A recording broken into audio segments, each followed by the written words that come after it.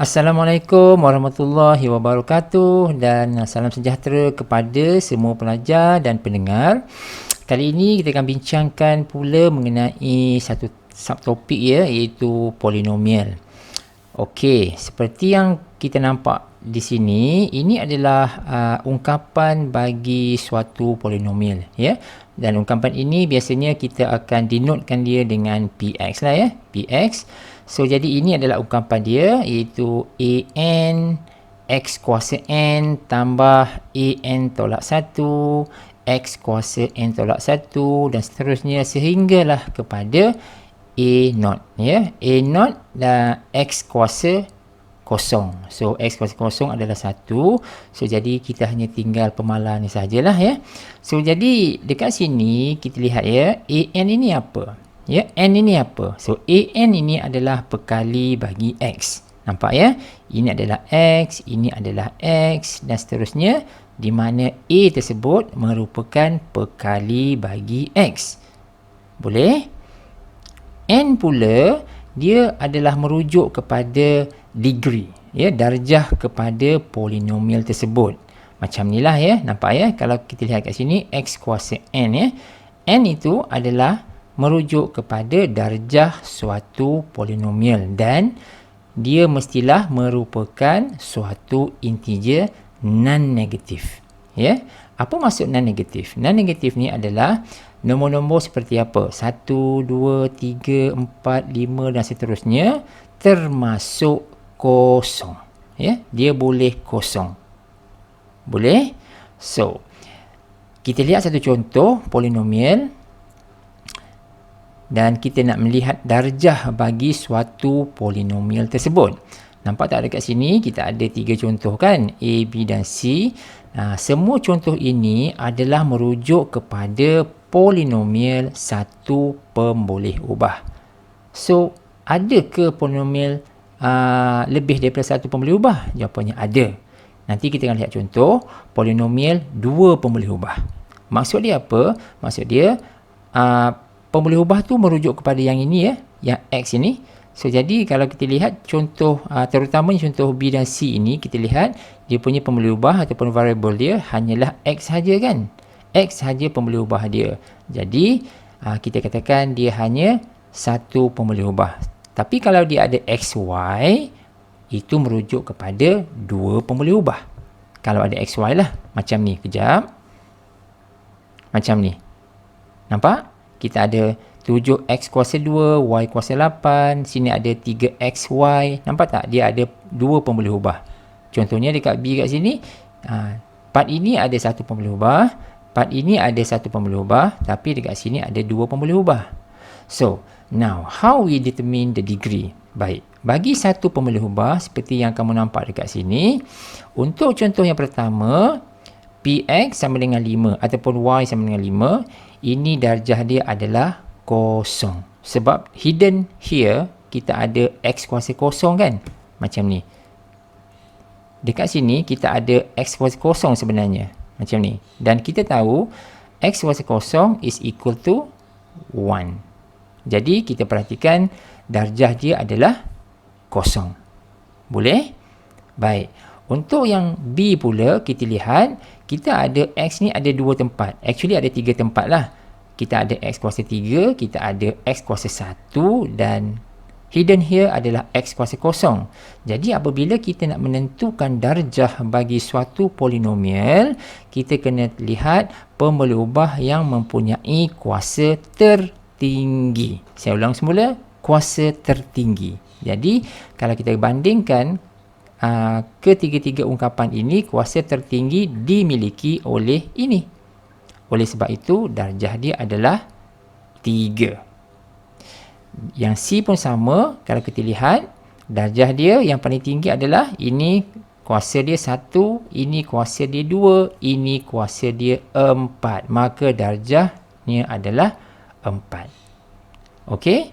Okey, ini adalah satu pemboleh ubah ya, one variable. Untuk yang two variable, kita lihat, kita kena mempertimbangkan yang mana, yang gabungan dia. Gabungan dia ya. Contohnya macam ni. Kita lihat ya, yang A ni darjah dia adalah 10. Macam mana datang 10 tu? Datangnya 10 itu berasal daripada sini. So kita ada dua pembuluh ubah.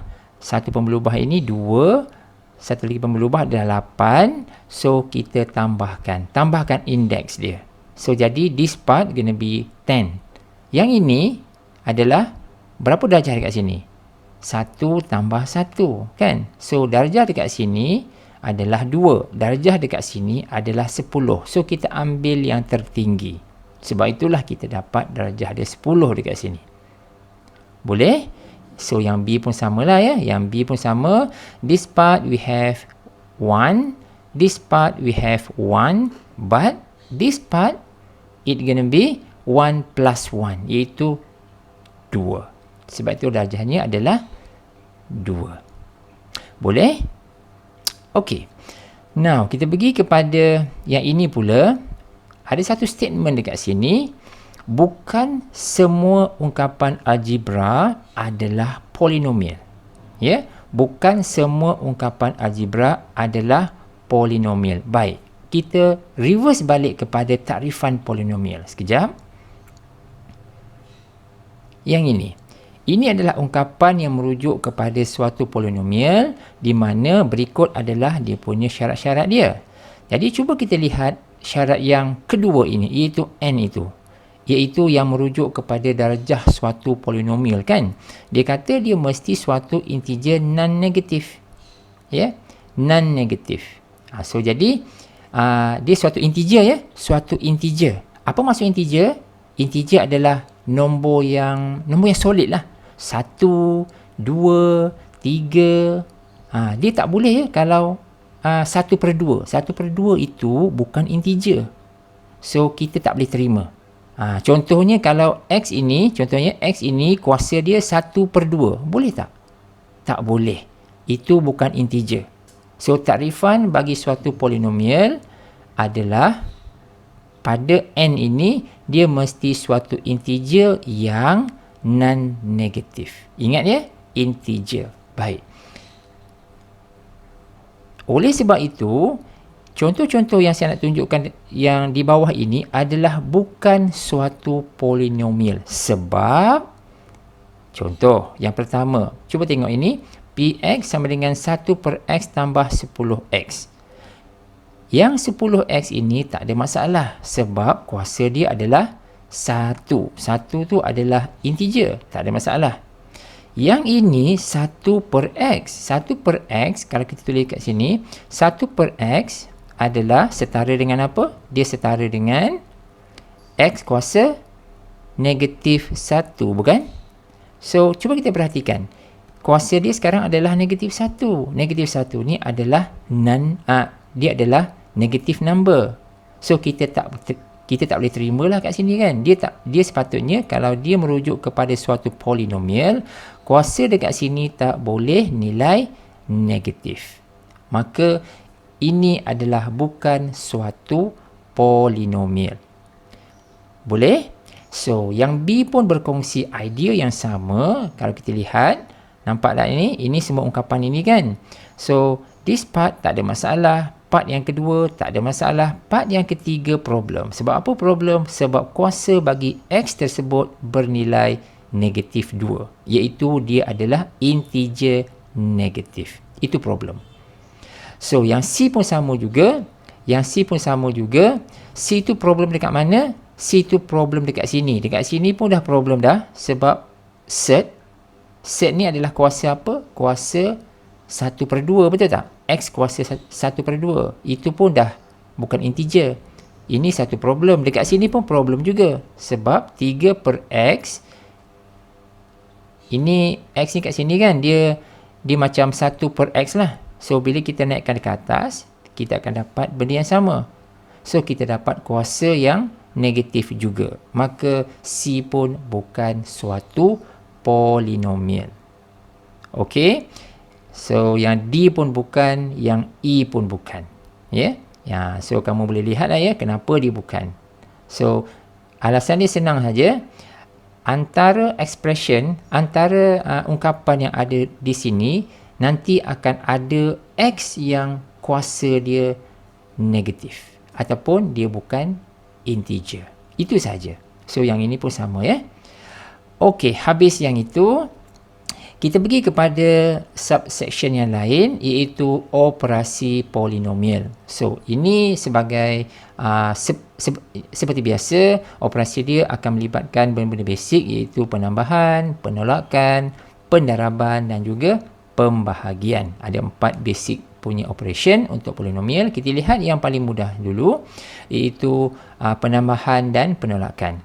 Ya, penambahan dan penolakan ini dia berkongsi idea yang samalah, cara dia sama saja. Baik, kita lihat satu contoh untuk penambahan dua polinomial.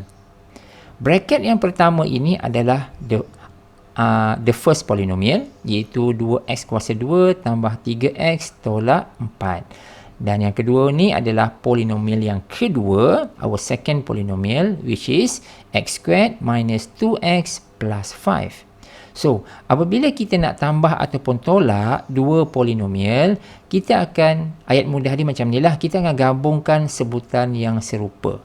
Ya, sebutan yang serupa. Maksud dia kita kumpulkan. Kita kumpulkan yang mana ada x kuasa 2, kita letakkan dalam satu kawasan. Yang mana ada x, kita letakkan, kumpulkan dalam satu bracket macam ni. Dan yang mana tak ada x, maksud dia yang hanya pemalar sahaja, kita kumpulkan dalam satu bracket yang berasingan. Nampak? So, 2x kuasa 2 dengan dengan x kuasa 2. 3x dengan negatif 2x. Negatif 4 dengan 5. So, kita kumpulkan secara berasingan dan kita lakukan operasi penambahan ataupun penolakan tersebut. Boleh? Jadi, ini contoh mudah. Nampak tak kat sini? Dia akan end up dengan jawapan 3x kuasa 2 tambah x tambah 1. Boleh? Baik. Our next example adalah operasi penolakan. Saya besarkan sikit. Macam ni. Okey. So, jadi cara dia sama sahaja. Kita akan kumpulkan dulu. So, jadi dekat sini kita cuba perkemaskan pengiraan kita. Saya darab dulu negatif ini ke dalam.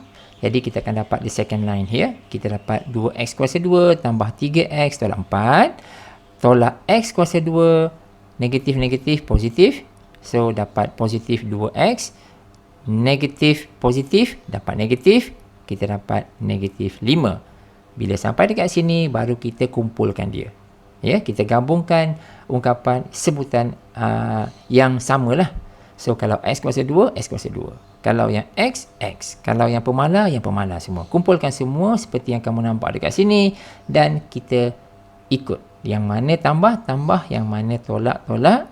Dan kita akan dapati jawapan dia adalah seperti berikut. Ya, x squared plus 5x minus 9. Okey. So, itu adalah penambahan ataupun penolakan. Untuk pendaraban pula, ini adalah cara dia antara kaedah ya. Ini bukannya kaedah yang satu-satunya kaedah. Ada cara lain sebenarnya. Tapi ini kita nak mudahkan cerita. Right. Macam mana kita nak darabkan dua polinomial? Kita akan ikut aturan anak panah ini. Nampak tak? Kita ada A tambah B misalnya. Yang ini pula adalah our second polinomial C tambah D. So, cara dia adalah A kena darabkan dengan C. Tambah A darabkan dengan D. Tambah yang B pula. B darabkan dengan C. Tambah B darabkan dengan D. Nampak tak? So, itu adalah cara basic macam mana kita nak lakukan pendaraban bagi dua polinomial. So, sebab itulah kita dapat ni lah. AC tambah AD tambah BC tambah BD. Yang ini ya. Kita cara untuk mendarabkan polinomial. Baik, kita tengok contoh. Contoh ini, contoh mudah. We have two polynomial. 2 tambah x, our first polynomial. Our second polynomial going to be 3 plus x. Yang macam ni. So, bila kita nak darabkan dia, kita guna aturan yang sama tadi tu. Iaitu macam mana? 2 darab 3, 6. 2 darab x, 2x. Nampak tak kat sini? Kita dapat 6 dan juga 2x. Okey. Lepas tu, x pula. X darab 3. X darab x. Sebab itulah kita dapat 3x dan juga x kuasa 2. So, kita permudahkan ungkapan ini, kita akan dapat jawapan dia sebagai x squared plus 5x plus 6. Boleh? Okay, good. Now, ini contoh lain. So, dekat sini kita nampak polinomial ini dah semakin besar. Tak kisah yang itu. Cara dia tetap sama. Boleh? So, jadi dekat sini apa yang perlu kita buat? Kita ambil satu persatu dulu. Kita ambil 3x. Kita akan darabkan 3x ini dengan mana? Dengan sini. So, 3x akan darabkan dengan 4x kuasa 2. Lepas tu 3x akan darabkan dengan 7x. Lepas tu 3x akan darabkan dengan negatif 3.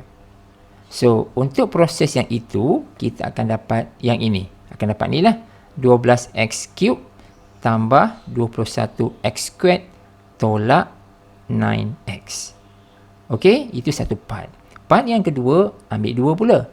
Seperti biasa, 2 darab 4x kuasa 2, 2 darab 7x, 2 darab negatif 3. Dan kita akan dapat bahagian kedua dekat sini. Ya? Yeah? So, once kita dah dapat yang ini, harap darabkan dengan betul ya. So, kita susun semula, maka kita akan dapat jawapan akhir kita sebagai 12x cube tambah 29x squared tambah 5x tolak 6. Ini clear kan? Okey, ini adalah penaraban. Settle dah 3 benda. Oh, ini adalah ini ya. Ini adalah suatu kesimpulan ya. Suatu hasil dapatan bagi kembangan polinomial yang melibatkan pendaraban, iaitu yang pertama ada 5 semua ya. Yang pertama, kalau ada x tambah y kuasa 2, kita boleh kembangkan x kuasa 2 tambah y kuasa 2 tambah 2xy ya. Ini yang ni common lah ya. Yang ni common. Sebaliknya, kalau dia x tolak y kuasa 2, kita akan dapat x kuasa 2 tambah y kuasa 2 tolak 2xy. Yang C pula, cuba lihat, kita belajar dari sini ya, macam mana kembangan itu berlaku dan by looking at the pattern. So kita tengok ya. So x kuasa 2 tolak y kuasa 2, sebenarnya kita boleh ungkapkan dia sebagai hasil darab dua polinomial, iaitu x tambah y, x tolak y. So benda ni boleh terbalik ya. So kadang-kadang soalan tu kita boleh manipulate daripada hasil di sini. So misal dia, kalau soalan tu diberi x kuasa 2 tolak y kuasa 2, kita boleh kembangkan dia menjadi yang ini, ataupun sebaliknya mengikut keperluan soalan. Kalau soalan tu suruh kita simplifykan dia daripada yang bentuk faktor macam ni, kita boleh jadikan dia x kuasa 2 tolak y kuasa 2 sahaja. It depends pada kehendak soalan. Itu C lah. Yang D dengan E pula dia melibatkan cubic ya. X cube tambah y cube, dan E adalah x cube tolak y cube. So kembangan dia adalah macam ini, vice versa lah ya. So sama ada sebelah kiri nak tukarkan ke sebelah kanan, ataupun sebelah kanan nak tukarkan ke sebelah kiri. So ini adalah hasil yang boleh kita gunakan di mana-mana sahaja, di dalam algebra ke, di dalam bila kita menyelesaikan apa-apa masalah yang melibatkan sebarang tajuk ya, dalam polinomial ke, di dalam perfakturan ke, di dalam anything ya, kita boleh gunakan idea yang ini untuk membantu kita. So yang ni boleh salin lah ya, salin somewhere supaya kita senang ingat. Okey, habis yang itu kita pergi kepada pembahagian ya, division ya, division.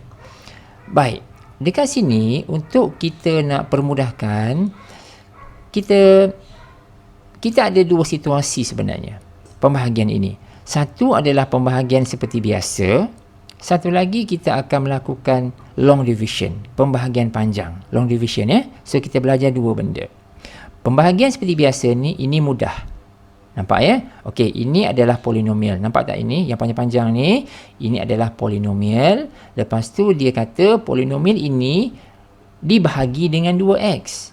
So 2x ni apa? 2x ni adalah disebut divisor. Yang ni 2x ini disebut pembahagi. Ini disebut pembahagi lah. Pembahagi. ataupun kita sebut dia sebagai divisor. Divisor. Okey, contoh macam ni lah. Saya ambil kat sini ya. Contoh. Kat sini contohnya, kalau kita ada, let's say 7 bahagikan dengan 2. Macam ni. So jadi kita boleh bahagikan macam biasa, betul tak? So nanti kita akan bawa contoh ini dalam analogi kita macam mana kita nak buat pembahagian panjang. Ya, kita simpan dulu yang ni. So kita patah balik di sini ya. Ini adalah pembahagian seperti biasa dan ini adalah pembahagian panjang. Alright? So kita tengok pembahagian seperti biasa. Apa maksud dia? Maksud dia adalah yang ini. Tengok contoh ini, macam mana kita buat. Ya, 4x kuasa 3 tolak 6x kuasa 2 tambah 8x tolak 3, kita nak bahagikan dengan 2x. Bagi contoh ini, kita memang sesuai lah kita buat pembahagian biasa sebab kita boleh cancelkan x dengan x ke atas bawah ni kan. Macam contoh ini kan, cuba kamu lihat, kita boleh pecahkan dia kepada 4 bahagian. Ya, sebab dia punya divisor ni, dia punya denominator ni ada satu saja, iaitu 2x. Jadi dia memudahkan kita lah. So jadi kamu lihat kat sini dia akan jadi mudah. So jadi kita ada 4x³ over 2x, di mana kita boleh cancelkan mana. Kita boleh pemudahkan 2 kali 1, 2 kali 2 dapat 2. Lepas tu ini x kuasa 1 dengan x kuasa 3, kita play around dengan index, di mana kita boleh tolakkan dia. 3 tolak 1, kita dapat kuasa 2, macam tu. Alright. So jadi along this way kita akan dapat ini adalah jawapan dia. So ini adalah apa yang disebut pembahagian cara biasa lah, cara biasa. Provided that sebelah bawah ini normally adalah satu sahaja. Okey. Tapi kalaulah yang denominator ini bukan 2x. Katakan dia 2x tolak 1. Macam tu. Bila macam tu, kita dah tak boleh buat pembahagian seperti biasa. Dah tak boleh dah. So, might as well kita kena guna cara lain. Cara lain itu yang saya maksudkan kita boleh melakukan long division. Nampak tak contoh ini kan? Dua contoh ini, nampak tak? Cuba tengok divisor dia. Yang ini 2x saja, tetapi yang ini x tolak 2, nampak? Kan lain tu. Ini ada satu ungkapan, tapi sini ada dua ungkapan. Ada x dengan minus 2, betul? So, jadi cara dia dah tak boleh menggunakan pembahagian seperti biasa untuk contoh yang kedua ini. So jadi saya akan terangkan macam mana kita nak buat long division ini. Baik, lihat dekat sini. Sebelum itu kita lihat dekat ini dulu ya. Ini bentuk dan istilah yang standard yang kita gunakan untuk long division. So basically macam ni. Yang ni px kita bahagikan dengan dx. Dx ini yang kita sebut divisor tadi tu. Contohnya macam ni. Yang ni kejap Yang ini. Mana divisor? Ini dia. Ini adalah divisor dia. So maksud dia, kalau saya buat colouring sikit, this part adalah px. Boleh? Ini divisor. Ini adalah dx. Nampak? Jadi apa yang berlaku sekarang ni adalah kita akan buat apa? Kita akan buat, nak bahagikan dia kan? Kita nak buat px over dx. Kita nak buat ini kan? So proses dia ini, yang ini adalah yang berikut. Yang kamu nampak ni. Px over dx. Yang ini. Ya. So ini boleh ditulis sebagai qx tambah Rx over dx. Jadi Qx ni apa? Qx ni adalah hasil bahagi. Ya, hasil bahagi, quotient dia, ya. Dan Rx ni apa? Ini adalah hasil bahagi. Ini adalah hasil bahagi, ini adalah pembahagi. Ini pembahagi, divisor, hasil bahagi. Ini adalah remainder. Remainder ni baki. Ini adalah baki Ini adalah baki dia.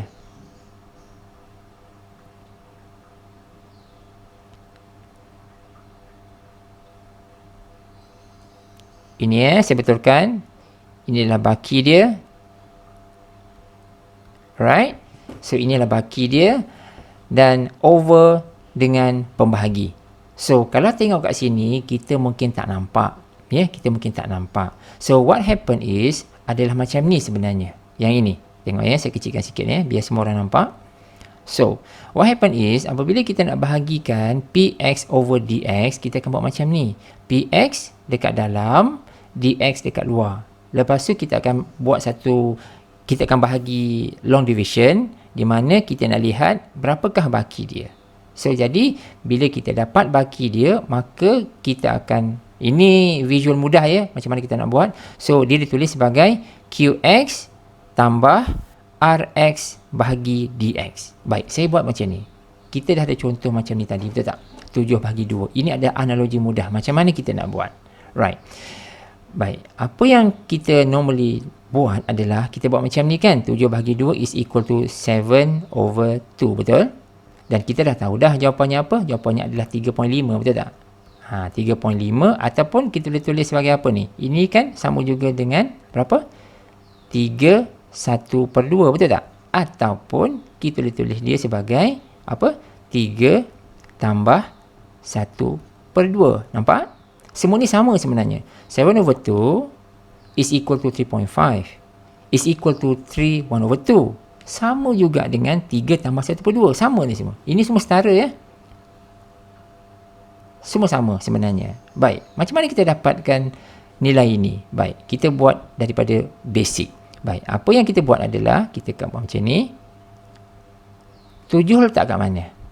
Yang ini, letak dekat luar ke letak kat dalam? Dekat dalam, betul tak? Ini 7 akan berada dekat sini. 2 ini automatik akan berada dekat sini. Nampak? So, bila nak parking ni, kena parking betul-betul. Jangan salah parking. Jangan 7 ni letak dekat luar, 2 ni dekat dalam. Itu cara yang salah. So, 7 ni akan berada dekat dalam, 2 ni dekat luar. Baik, kita tengok contoh kita sebelum ni. Kejap. Nampak tak? Kalau kita nak bahagi P, bahagikan dengan D, maka P ni mesti berada dekat dalam. Ini dekat dalam. Boleh? Yang D ni dekat luar. Nampak tak? Jangan terbalik Kalau kita terbalik, jawapan kita memang akan salah. Okey, kita berbalik semula kepada yang contoh tadi tu. Jadi apa yang berlaku adalah kita bahagi macam biasa. 2 darab 3, 6 kan? 6. Dan proses ini biasanya adalah proses tu kita tolak, betul? Tolak kan? Kita tolak. So, 7 tolak 6 dapat 1. Betul? So, macam mana kita dapat jawapan akhir? Senang sahaja. Kita buat macam ni sahaja. Kita dapat jawapan 3 tambah 1/2. Nampak? Ini kan sama dengan ini. Nampak tak? So, kalau 7 bahagi 2 kita boleh buat sampai kita dapat jawapan, cara yang sama kita akan praktikkan kepada pembahagian suatu polinomial. Boleh? Baik, kita pergi kepada contoh kita. Ini yang berlaku sebenarnya. Okey? So, jadi saya nak terangkan macam mana kita dapat yang ini sebenarnya. So, kita dapat ini dengan, kita boleh comparekan dengan contoh yang tadi ni dan kita bandingkan dengan apa yang kita ada. So, jadi ungkapan ini sebenarnya kita perolehi daripada visual ini sahaja. Boleh So, daripada sini yang ini kita akan simplifykan dia. Akan permudahkan penulisan ungkapan ini sebab kita nak PX saja. PX saja yang ini, maka ia boleh ditulis sebagai, ini kita kena darabkan kedua-dua belah dengan DX. Dengan DX ni, kita kena darabkan kedua-dua belah. So, jadi kita akan dapat QX DX tambah RX. Macam ni. Boleh? So, kita hanya play around dengan dua benda ini saja untuk kita nak ungkapkan suatu polinomial tersebut. Okey? Baik, kita lihat contoh. Ini dia contoh, tuan-tuan dan puan-puan. Ini dia. Baik, kita nak buat apa? Kita nak bahagikan. Nak bahagikan polinomial ini iaitu 2x³ tolak 3x² tolak x tambah 2 dengan x tolak 2. So kita tahu ini adalah px dia dan ini adalah dx dia, divisor dia. Okey, ini adalah divisor dia. So apa yang kita nak buat adalah mula-mula kita kena buat inilah, kita kena px kita nak bahagikan dengan dx. Ini yang kita nak buat. So kalau kita buat long division, mana dalam mana luar? Of course px ini akan berada di dalam. So maknanya kalau nak buat pembahagian luar ni, pembahagian panjang, sorry, p dekat dalam dan x itu dekat luar. Yang ni setuju lepas tu kita akan buat something lah. Kita akan selesaikan ni sampai kita dapat baki dia. Baki itulah yang r tu, rx tu. Yang ini ada hasil dia. Hasil dia lah hasil bahagilah. Yang macam ni. So jadi dipendekkan cerita, kita pun parking elok-elok. Parking elok-elok kat sini. Ini yang panjang-panjang ni belah dalam, yang pendek ni dekat luar. Kat luar. So jadi kita akan dapat yang ni lah. Ini salah satu contoh bagi pembahagian panjang. So kamu boleh tengok banyak contoh lagi dekat buku ke, dekat internet ke, macam mana long division tu dilaksanakan. Ini contoh mudah yang saya berikan untuk kita cuba fahamkan. So jadi kita dapat nilai ini adalah px, ini adalah dx. So kita nak buat long division. So ini kena belajar balik lah, cuba ingatkan balik macam mana nak buat. So finally, dipendekkan cerita, ini kamu boleh analyse boleh analyse. Dipendekkan cerita, hasil last kali kita lihat kat sini, kita akan memperoleh baki dia sebanyak 4. So maknanya kita dah tak boleh buat apa dah. Sini saja penamatnya. Maka kita dah boleh buat conclusion, iaitu kita akan pusingkan dia. Ingat tak? Kita pusingkan dia. So maksud dia ini, kita pusingkan dia, nampak tak ni? 3, yang ini 3 tambah 1/2. Nampak? So jadi kita akan dapati yang atas ni 2x kuasa 2 tambah x tambah 1 pusing tambah 4/x tolak 2. Sebab itu kita dapat jawapan yang ni. Yang ni boleh? Yang ini dulu penting. Kita dapat keluarkan yang ini, maka kita akan dapat final answers. Tapi kalau somewhere here kita dah silap pengiraan, maka dia akan impact pada jawapan akhir kita lah. So ini kena try, kena cuba Baik, dari sini kita tak tamat lagi, tak habis lagi pasal kita nak px tu. So jadi kita kena darabkan. Dx ni apa? Dx ni inilah.